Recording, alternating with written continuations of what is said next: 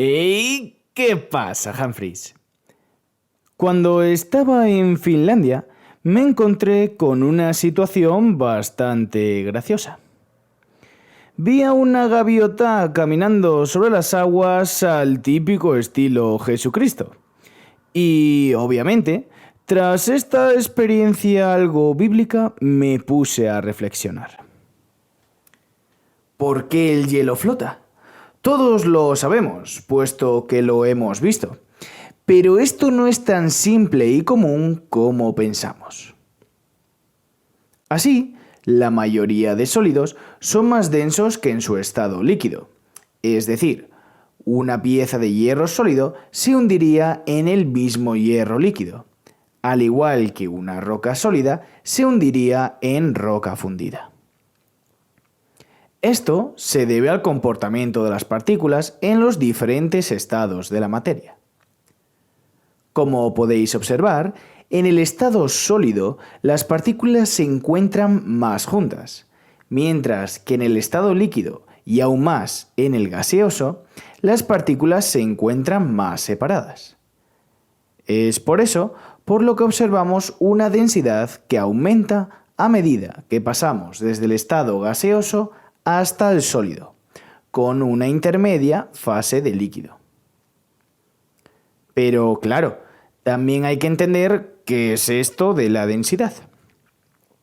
La densidad viene expresada como la cantidad de masa en un volumen determinado. Esto viene a representar que una mayor densidad se corresponde con un material más compacto, es decir, hay una mayor cantidad de materia o de masa en un volumen. Sin embargo, una menor densidad indicaría que ese material está más hueco, es decir, hay menor cantidad de masa para el mismo volumen. Esto se puede entender mejor si analizamos la siguiente imagen. Como se puede observar, para una misma cantidad de masa, dando lugar a una misma cantidad de peso, encontramos diferencias de volumen. No es lo mismo un lingote de 1 kilogramo de oro, que ojalá tenerlo, que 1 kilogramo de madera. Como observamos, el volumen es mucho mayor en el caso de la madera porque es menos densa. Muy bien, ahora centrémonos en el caso del agua, en la que su estado sólido es menos denso que su correspondiente fase líquida. De hecho, su mayor densidad la alcanza la temperatura de 4 grados centígrados, donde obviamente se encuentra en dicho estado. Esto también viene explicado por el comportamiento de sus partículas. Obviamente, en esta imagen observamos que en el hielo las partículas están más separadas que en el agua líquida, estando aún más juntas en el agua fría, alrededor de los 4 grados, donde alcanza su máxima densidad, como ya hemos visto. ¿Y por qué ocurre esto? Esto ocurre por los enlaces de hidrógeno, un tipo de enlace electrostático dado entre un átomo electronegativo, como el oxígeno, y un hidrógeno unido a otro átomo de tal índole.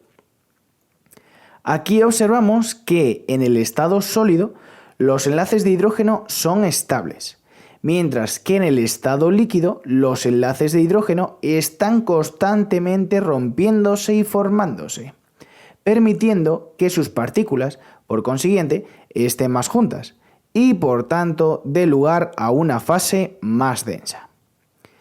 Y por eso el hielo flota. Además, esta simple reflexión que parece anecdótica permite la vida, salvo en el caso de Titanic, donde al pobre DiCaprio se lo cargó un iceberg. Pero la vida marina puede resistir bajo esa capa de hielo que se forma, ya que encontramos agua líquida debajo y con temperaturas superiores a 0 grados centígrados. Y es por eso por lo que podemos ver en los países nórdicos esta clásica imagen del ice fishing, es decir, con el clásico agujero en el hielo, bien abrigados, con la caña de pescar. Y si decimos que permite la vida, ¿qué pasaría en el caso de que el hielo fuera más denso que el agua líquida? Pues el hielo, obviamente, no flotaría. Iría al fondo.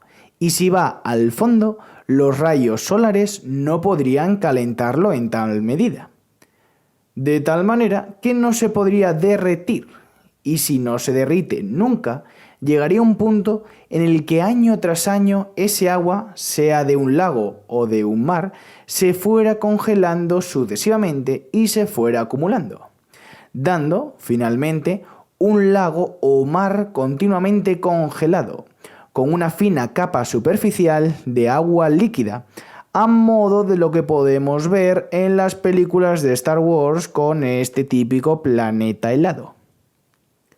Además, considerando que el agua líquida regula la temperatura ambiental, se darían menores temperaturas. Y hasta aquí el vídeo de hoy, Humphreys. Ya sabéis que lo único que pedimos a cambio es que cuidéis de la naturaleza, estudiéis mucho y seáis buenos.